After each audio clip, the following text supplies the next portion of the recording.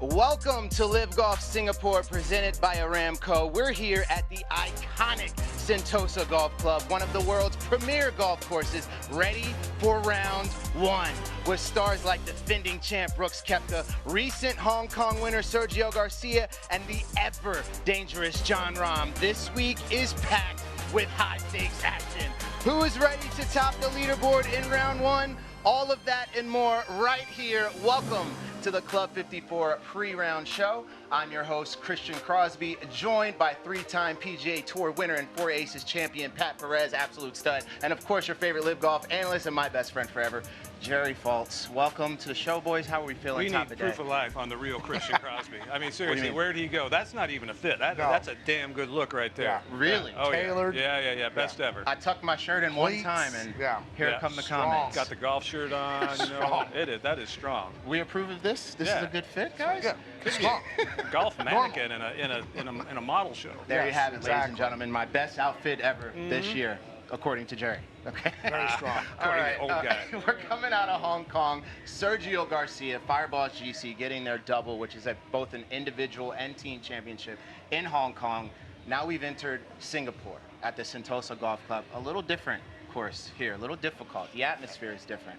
How are we feeling? What can we expect this week? What do you got, Pat? Come on, Pat. I expect good scores. I expect it to rain. I expect it to be hot. Yeah. The greens are as good as any surface I've ever seen. So I expect a lot of putts made from all over the green. I'm expecting the top players to play well, but I'm also expecting maybe a couple of dark horses to play well because it's a straight hitter's course.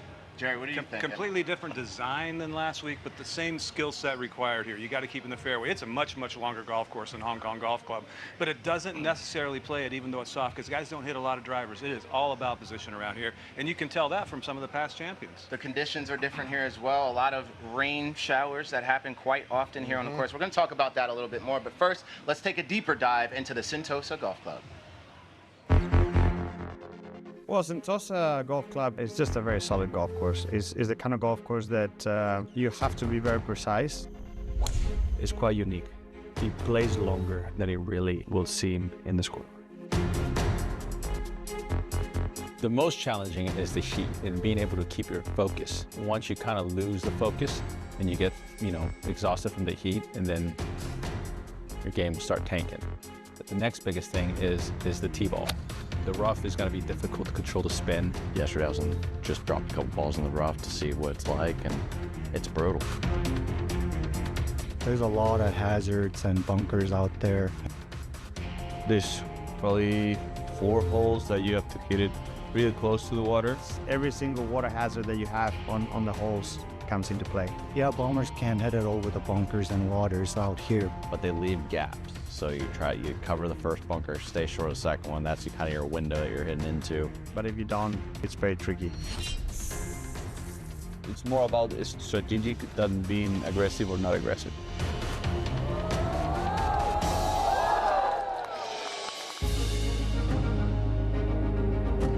This place is beautiful. Golf course is amazing. The city's amazing. Visually out here, it's unbelievable. I mean, it's just lush and green. I love this golf course. It's quickly become one of my favorites and is in pristine shape. It's a beautiful golf course. If anybody has a chance to come here, I think you should. One thing you heard every single person say is it's a beautiful golf course, and I couldn't agree more. It looks absolutely amazing. Now, we've seen champions like Taylor Gooch, Brooks Koepka here the last 2 years. What about their game has similar traits that got the job done, and who are you expecting to see play well in this course this week? Sergio's actually won here in the past. Obviously, he's going to be one of the favorites. But the guy, and it's kind of a dark horse because of his age, but he had a great week last week, and that doesn't really even factor into why this course suits him, and that's Phil Mickelson. The key metrics they identify for success around a golf course that our stats and analytics team does, and it's incredible. He suits many of those key factors very, very well, absent his third-place finish last week. You've played here, Pat. I'm looking to hear from you. How challenging is this course, really? It is. And I think I've got a guy like Terrell Hatton. He's, in my opinion, top 5 in the world right now, and he hits it straight. And I watched him play a couple holes the other day with the Legion 13 team, and he's doing the same thing as he does every week. Straight, close, making some putts. He's not afraid of it, but he's playing great. But obviously Brooks won last year. He's a long, straight hitter. He doesn't have to hit a lot of drivers here, but and that actually favors him because, you know, he's always in play. But his iron game is as good as anybody's, and when he's putting well, he's a guy that has 5 majors. And there was a beautiful shot from our defending champ, Brooks Koepka. He mentioned in his presser how the closing stretch here is extremely mentally challenging. As someone who's played here, do you agree, and can you explain why he said that? Well, the whole course is really challenging. You have to hit every shot well. If you're in the rough anywhere, or bunkers are actually better in the rough. But the greens are as good as I've ever seen. They don't have a lot of check on them. They do from like 150 yards and out, but chipping around here, they don't get much check. They are running at 12.9, which is very fast. The whole course is challenging. Yes, the ending is challenging, but you have to really play well to get to the end before you can think about winning. Yeah, and I don't know if it's coincidental or ironic. I always argue with Faraday about that, but it's a very similar design and a similar skill set needed to be successful here as where the rest of the players are playing this week in Sawgrass. Wow. Exactly. All right, well, we're going to toss it over to our Club 54 reporter, Annabelle Angel, and her new incredible feature called 5 Under. Welcome to your 5 Under for day 1 here in Singapore. These are 5 things to watch out for today. The weather here in Singapore will be a major factor. It's a tropical climate with average temperatures between 25 and 31 degrees Celsius at 84% humidity, and that is the perfect recipe for some serious thunderstorms. Fingers crossed we don't see any disruptive rain over the next 3 days. And it's not just the storms the players have to think about. The greens slow down significantly throughout the day because of the humidity and can sometimes be 1 foot slower by the end of play. Singapore, officially the Republic of Singapore, is an island country and city-state in Southeast Asia. It has a unique heritage with a mix of Chinese, European, Malay and Indian influences. The 3rd and the 13th were the toughest holes here last year, with the 3rd only having a 15% birdie rate and the 13th having a 25% bogey rate.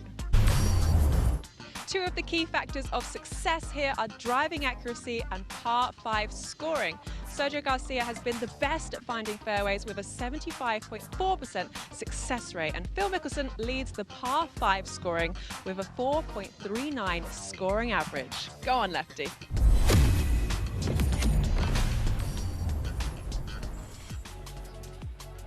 Speaking of Lefty, we were all treated to some vintage Phil Mickelson in Hong Kong.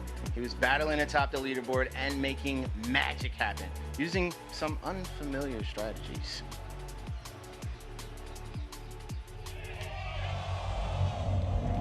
The last few years have been so frustrating not being in contention, and I look at this year and say, look, if I can't get myself in position to win and contend, like, what am I doing? It's time.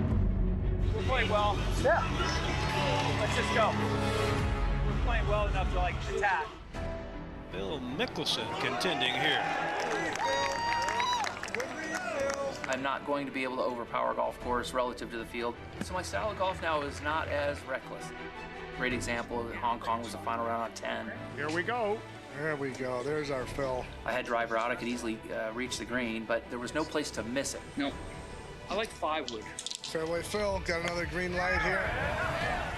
What a show he's put on here in Hong Kong. Phil's strategy is paying off big time in Hong Kong. He's rolling back the years. Played really steady golf. That's the best I've seen him play in a really long time.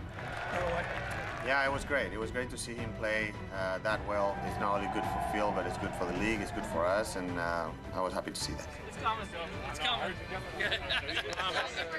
Hong Kong was just a glimpse of what's coming, I believe. It was a great start. It was fun, exciting, but felt so good. High Flyers GC captain Phil Mickelson had a little different type of swag on him, didn't he, in Hong Kong? That was so much fun to watch. He did. But he's changed drivers and balls this week, hasn't That's he? it. Yeah, just that's it. Yeah. It's going to be really exciting to see what Phil Mickelson pulls off here in Singapore. See what happens.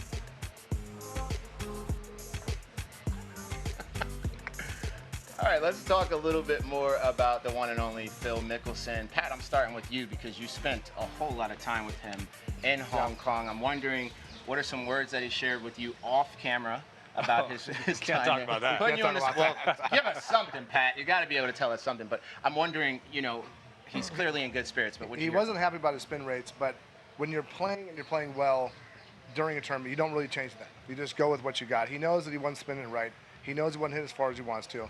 And when you're in a tournament, you know, I've done it. I've done it for you. You just go with what you have. It may not be exactly, but you just run it. Especially if it's working, you go with it. If you're not playing well, you know, and you're not in the lead, then you can try to do something different, go back to certain thoughts. But he wasn't going to do that. He was committed to doing it. He's changed his ball and his driver. I watched him hit balls about 10 minutes yesterday. He's got much more pop on it. It's got a little draw on it. He went to a triple diamond Callaway ball, which he said will help his spin with the driver because he knows he needs to carry it a little bit farther here this week. So I'm expecting good stuff. He didn't change the putter, which is good. Obviously, he's going to putt great. He loves these kind of greens. He loves fast. Augusta's real fast. So he's done it on, you know, greens like this before.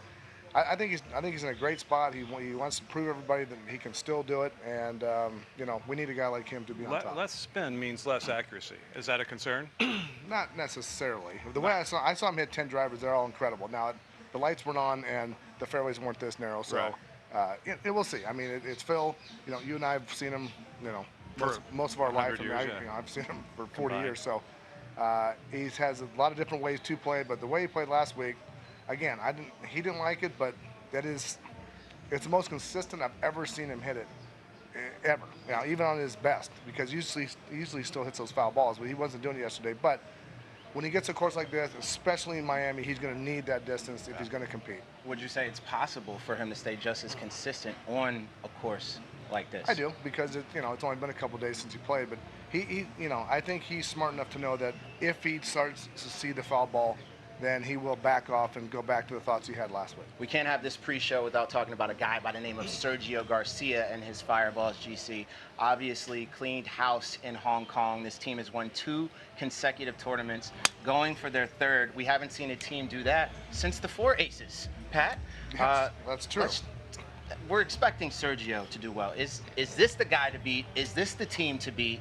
What are we facing this week with this team? You know, there are reports that he might not be feeling all that well, but there's a great doctor on staff with Dr. Ara, and I'm sure he's going to be treated properly. But his game suits this course perfectly, and that putter from mid-range to a little bit longer range is the best maybe it's ever been in his career. Short and long range, maybe not the best, but the putter is really getting it done for him for the better part of almost a year now.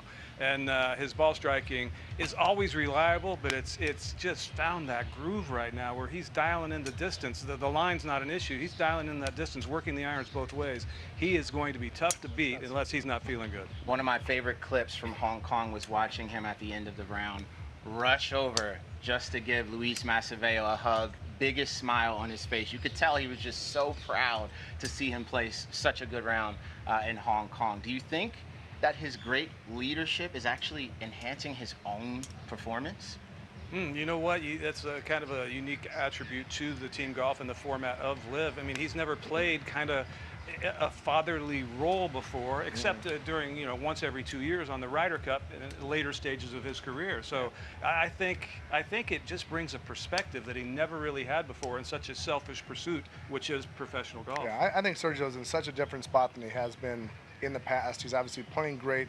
Family life is great. He loves being part of LIV. He loves being the captain. He loves having Spanish players on his team.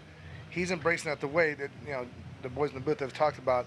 The old guard from Spanish all the way down. There was Sevi, and then there was Olazabal, and then there was Sergio, and then now Rom, and then now this kid.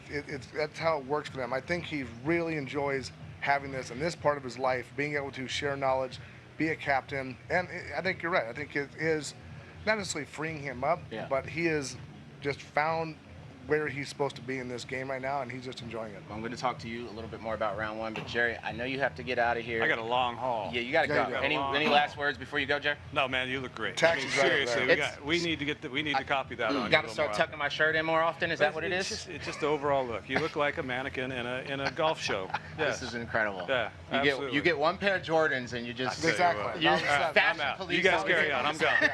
Goodbye. And there you have it, Jerry Foltz, ladies and gentlemen. Make sure you guys make sure you guys tune into the main show. All right, so we got more to come, but first let's take a look back at Fireballs GC and their big win in Hong Kong. The win in Adelaide meant a lot for us, but you know, we wanted to get it done in Hong Kong, especially being so close last year, and we just didn't finish the way we wanted. Yeah, I started quite well, and then on my back nine, things didn't go as how I planned. Masaveu has dropped 4 shots in 4 holes. Once I made a double bogey on number 6, I was quite angry about it. I just needed to refocus to try to win the title. The Fireball's lead is only 1 over Ripper, Stinger and Phil's High Flyers. Yeah, we were definitely watching the leaderboards all day. Towards the end, I know it was fluctuating like crazy. And it's a tie for the team lead. Obviously, I missed my putt on 17, so I figured that we were still tied first. Tom, what team? Stingers.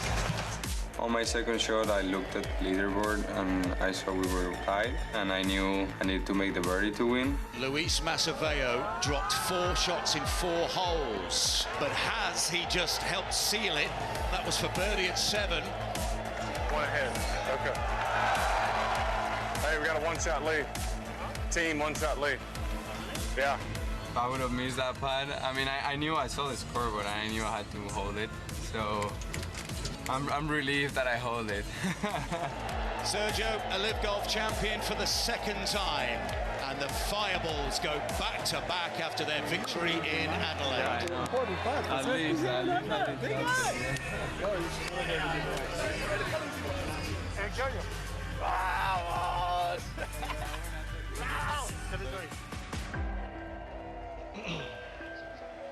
Love to see those champagne showers for Fireballs GC. And here's a post from Sergio Garcia. Jerry saying that this course fits him perfectly.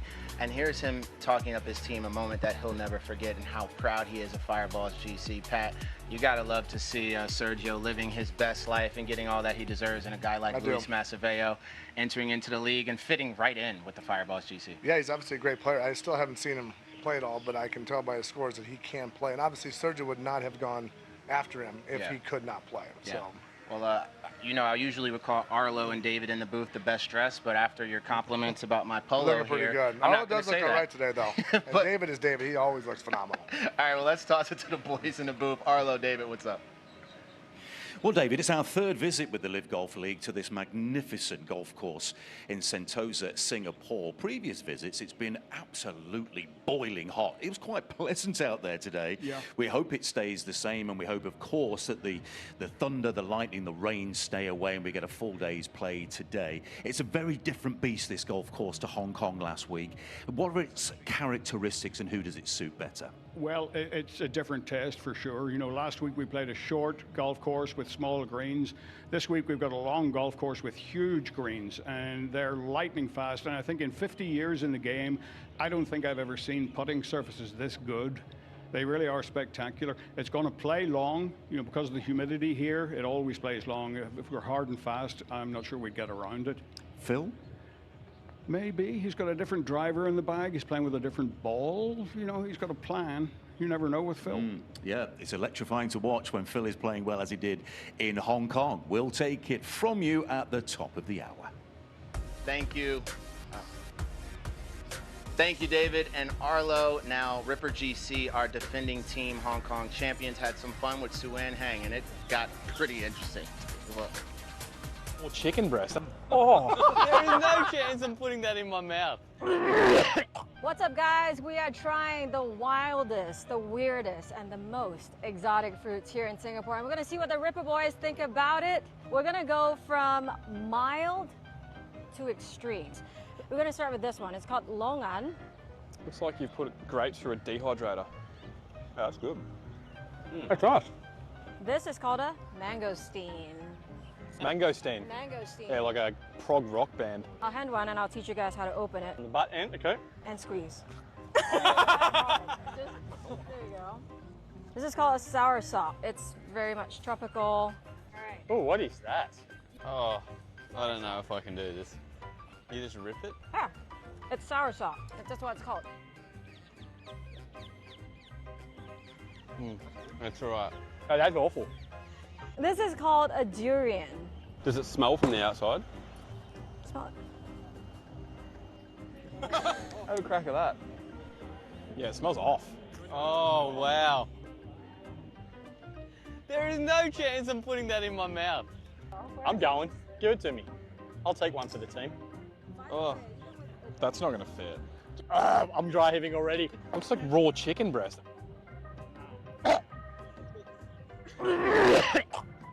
Don't do it. Don't do it. Don't do it.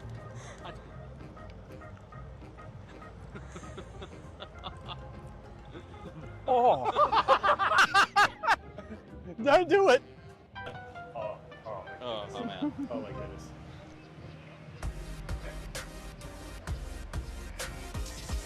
Keeping the conversation going here on the Club 54 pre-round show. Sue-Ann Hang has an incredible new segment called The Breakdown, and this week she got to meet up with Ian Poulter, Majestic's GC co-captain.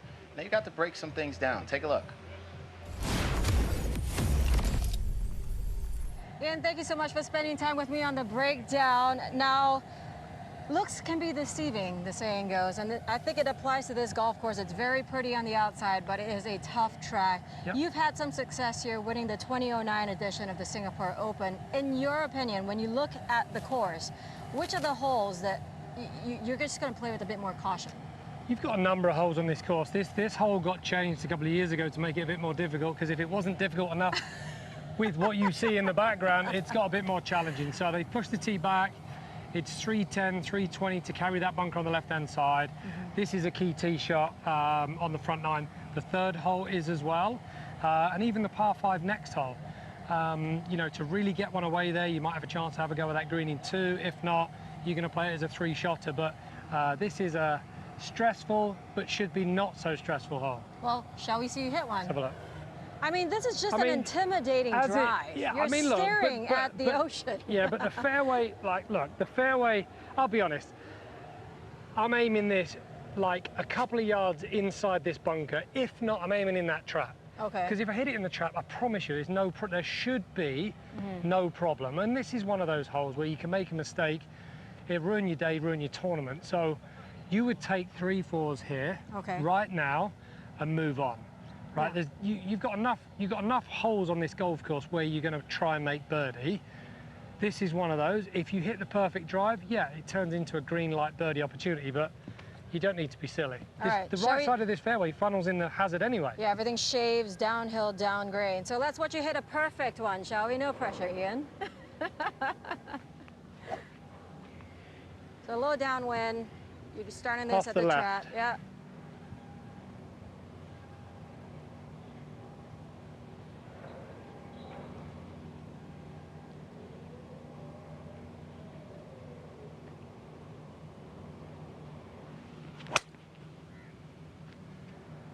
Oh, that's too easy. Sue-Ann, where is that? Too easy. That is see right it. down the middle, exactly the way he said he was going to hit it. Ian, thank you so much for your time, and play well this week. Look forward to watching you. Thank you. Be cool. you. Be a great week. Enjoy. Great job, Sue-Ann. Straight down the middle. We're just going to have to take your word on that, Sue-Ann. We're going to trust your journalistic integrity. Really wanted to see that shot. All right, now we couldn't have a Club 54 pre-round show without the one and only Rachel Drummond. Earlier, she had some fun on the range. Let's take a look what happened. Day one in Singapore. Now we have a different beast this week. The course is 7,401 yards, massive greens, as what we can see here on the putting green. Let's start walking. Look at this trio we've got here. We've got Andy Paisley, putting coach of Tom McKibben and Dean Burmester. Let me see if I can grab Andy quickly. Andy, hello. You've had some amazing results recently. 2 of your players here that you coach. Yep. How similar is it what you work on? It's actually, they're quite different. They're quite different kind of characters, personalities with their putting. Tom, he aim points, and I guess he does a little bit more of a technical warm-up than Dean. Dean will do a little bit of maintenance there, kind of get his start lines and his rhythm, where kind of he's basically referencing the mat and hitting like different length putts. Tom's using a tempo stick where we don't use tempo stick with Dean. And then Tom will go on and calibrate his aim point and go through the aim points. Dean would do a little bit less, so I think just different personalities suit different kind of setups. Love it. So we got the tempo stick. That's so good for everyone at home. Get a metronome. Pace is essential. Use the tempo. Let's get Dean. Hello, Dean. You've had some challenging performances, and then you've come out and played excellent. You know, what do you put that movement of being able to change the performance? Hard work, probably. I'm one of those guys that, you know, when I come underprepared, I don't feel like I play very well. I always have high expectations, so when you're underprepared and you have high expectations, that's a recipe for disaster. So for me, it's about going home, doing a lot of work away from tournaments, staying away from my putting coach, obviously. No, I'm just kidding. No, it's just it's a lot of hard work with a lot of people involved. You know, my whole team and myself like to do a lot of work away from the events, and then when I come here, I feel comfortable and I know what I'm doing. So, you know, last week's a prime example of that. I used, you know, the South African Open kind of as a warm-up week. I wanted to play well and obviously try and defend my title, but at the same thing, I knew what was ahead of me these 2 weeks, and I used that as my prep. So I came here and I was ready to go last week, and it proved fruitful. Secrets in the dirt. Play well this week, Dino. Let's have a little look. It's so interesting what these players use. Here we got Caleb patching 3 foot, 4 foot, 5 foot for performance. Here's John Rahm's caddy, Adam. Adam, hey, what's going on? What's he using here? It's just a little mirror to check his alignment, ball position. Keeps it consistent every day gets off to a good start. It's always the fundamentals. Key, yeah. It is. And you see the great players week in, week out, always going through their fundamentals. Anthony Kim, here we go. Practicing that pace. And let's have a little look. We've got a LIV line, an example here with Poulter. And it also looks like he's got a metronome there as well. 2 excellent devices. Now let's run quickly through the car park to the range. I want to try and get Mickelson's coach. How quick can we move, Binky? We're going to move. If you haven't seen it, it's an operation to get the players out. Shotgun start. Here's Tom McKibben's caddy. Have a good day. Head of security. You've seen the whole background here. Right, how quick can we go? So, Phil Mickelson, interestingly, this week, he's changed driver. He's changed ball. He's actually doing a bit of a Bryson, so he's not actually changing his swing technically, he's changing his tick. Here we go, we're going to end with Blandy. Key shots this week, 125 to 150. Blandy leads in that. He's got his foresight. Always hits a beautiful fade. Blandy, I want you to give us a final thought for the day. Stay hydrated. Stay hydrated. I saw an ice vest. You haven't got one of those? Oh, there's not one big enough for me. Blandy, play well. Let's see who makes a charge. Day 1 here in Singapore. Thank you, Rachel. Thank you, Richard Bland, for the stay hydrated tip. We'll make That's sure 100% right here. For sure here. Now, before we're moments away from our shotgun start. I noticed you were out there earlier. You're talking to guys like Bryson. I saw you talk to John a little bit. You were with Phil. Can you just give us something, man? What? I know you can't. Not a lot in those conversations. Can you tell us what you were talking about, Pat? Can't really. That's more pay-per-view. But no, I'm kidding. No, I'm just asking about their feeling, what they're doing.